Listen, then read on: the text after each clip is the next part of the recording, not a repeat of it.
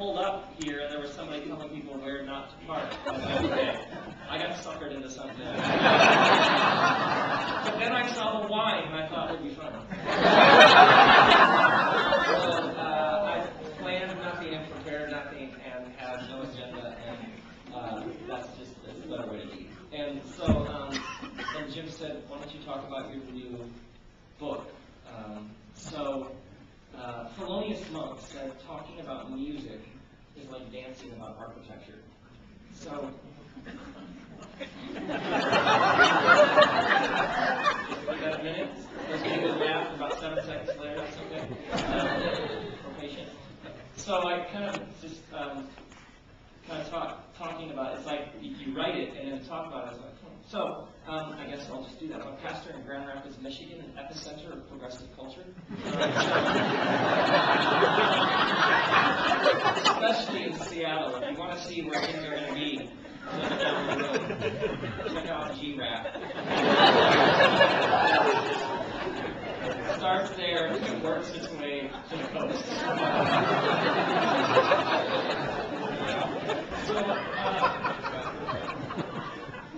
So I continue to not understand my life, why you all would have much to learn. That's why I'm willing to sit. But so I'll just talk about this thing that I'm working on. And I've never given birth, obviously, but if you've written a book, I think it's the closest a man can get.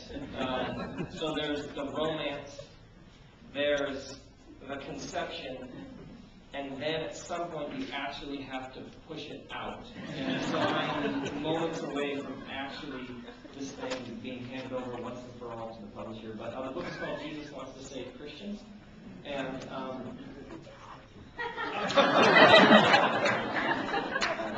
that was an interesting blend of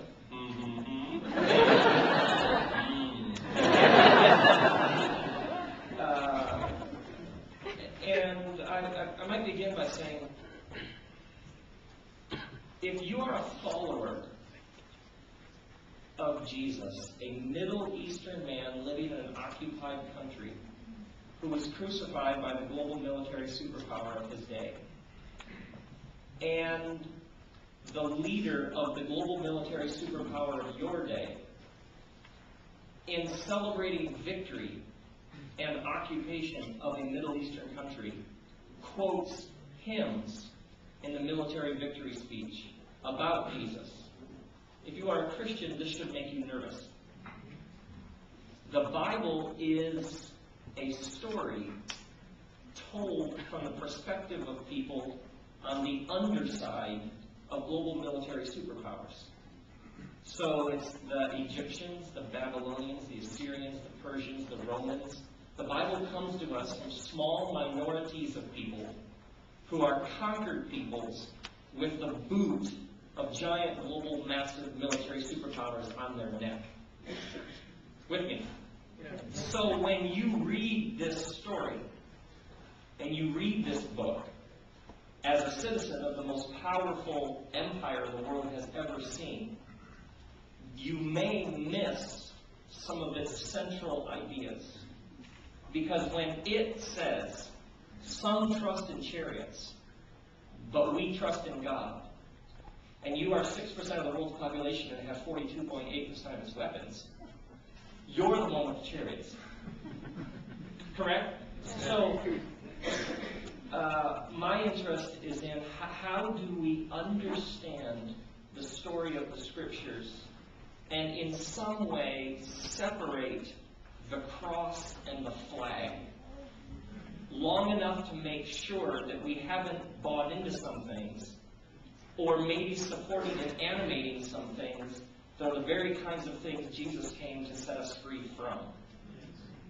So, many people throughout Jewish tradition and Christian scholars have talked about Exodus as the first book of the Bible. And Genesis is essentially the backstory. That in Jewish and flowing into Christian thought, the Exodus is the central defining moment of the Scriptures. And some even say, so to a slave living in Egypt under Pharaoh asking, how did we get here? Well, in the beginning, God created the heavens and the earth. So they see Genesis as a sort of prologue. Here's how we got in this mess. But the Exodus is the defining picture of salvation. Born into slavery, darkness, and the dominion of oppression, these people cry out, and God sends them a deliverer, and they are freed from their slavery and oppression. And so this story it kickstarts the scriptures. And what kickstarts the story is the cry of the oppressed. And what we learn about this God is that this is a God who always hears the cry of the oppressed. The story from the very beginning, it veers towards those on the underside of power. That's where this story always goes. This God's heart goes towards those who've been stepped on, marginalized. And then what does this God say to these people who have been rescued, who have experienced grace? Nothing that I brought you out on eagle's wings. So it's always grace. Grace rescuing them from darkness, oppression, sin, evil, Pharaoh, Egypt, slavery, bondage. And so this God doesn't just want to save and rescue people, but this God brings them from Egypt to a place called Sinai, where at Sinai, this God gives these people a mission and identity. I want you to be my hands and feet in the world. God is looking for a body. And so God says to these people, now you go, and you hear the cry of the oppressed, and you liberate them, the widow, the orphan, the stranger among you. And when you do this, it will keep your own story alive. So, when you're harvesting your field, leave a corner of your field for the orphan, the widow, the stranger among you. When you're beating your olive trees, which is always a good time, don't go back through and pick up all the olives that you missed, but leave it. When you're harvesting the grapes in your vineyard, go through once, but don't go through a second time. Anything you missed the first round, leave it for others. I am the Lord who brought you out of Egypt. So, the farmer says, well, wait, I planted this vineyard. I worked hard. I paid my taxes. I watched this thing from morning till night. No way am I going to let somebody come in and take the second pass of the grapes. But God ends it with, for I am the Lord your God who brought you out of Egypt. So you have an olive grove, and you're beating these olives with a stick, and you're told, no, beat them once, but then leave the rest. That's not fair. Exactly. God isn't fair. God isn't fair. You were brought out of Egypt by the grace of God. Now you extend that grace to others. Because if you don't, you may forget your story. Are you with me? Yeah. So the story is always Egypt, rescue, redemption, liberation.